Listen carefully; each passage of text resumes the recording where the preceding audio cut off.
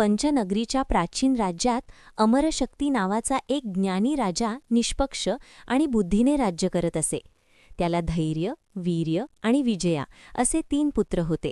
आपल्या पुत्रांना भविष्यातील जबाबदाऱ्यांसाठी तयार करण्यास उत्सुक असलेल्या राजा अमरशक्तीने आपला मंत्री विश्वासांना पंचतंत्रातील कथांद्वारे मौल्यवान धडे देण्यासाठी बोलावले. विश्वासाची सुरुवात द धूर्त jackal and the wise elephant या कथेने झाली. एका घनदाट जंगलात कलिला नावाचा एक बुद्धिमान कोल्हा आणि गजेंद्र नावाचा एक उमदा हत्ती राहत होता. एका कडाक्याच्या उन्हाळ्यात पाण्याचे स्रोत कमी होत असताना गजेंद्राचा तलाव कोरडा पडला, ज्यामुळे जनावरांना त्रास झाला.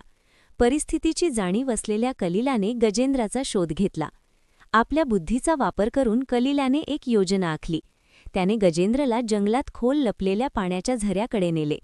हुशार कोल्ह्याला मार्ग माहीत होते आणि त्याने कृतज्ञ हत्तीला त्याची तहान शमवण्यासाठी मार्गदर्शन केले. गजेंद्र खूप कृतज्ञ होता आणि त्याने कलिलाला आवश्यक तेव्हा मदत करण्याची ऑफर दिली.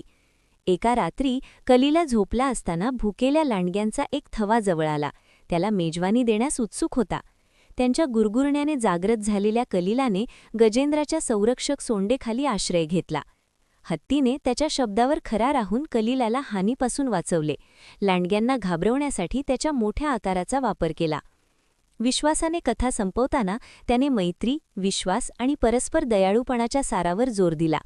राजा अमरशक्तीचे पुत्र धैर्य, वीर्य आणि विजयांना कलिलासारख्या बुद्धिमत्तेचे महत्त्व आणि गजेंद्रने दाखवलेली निष्ठा आणि सामर्थ्य समजले. प्रेरित होऊन त्यांनी त्यांच्या जीवनात या सद्गुणांचे अनुकरण करण्याची, मैत्री वाढवण्याची आणि त्यांच्या बुद्धीचा वापर त्यांच्या राज्याच्या अधिक चांगल्यासाठी करण्याची शपथ घेतली. कथेने त्यांना शिकवले की शहाणपण आणि निष्ठा आव्हानांवर मात करू शकते आणि भारतीय संस्कृतीत पिढ्यानपिढ्या रुजलेल्या मूल्यांची प्रतिध्वनी करते आणि चिरस्थायी नातेसंबंध निर्माण करते.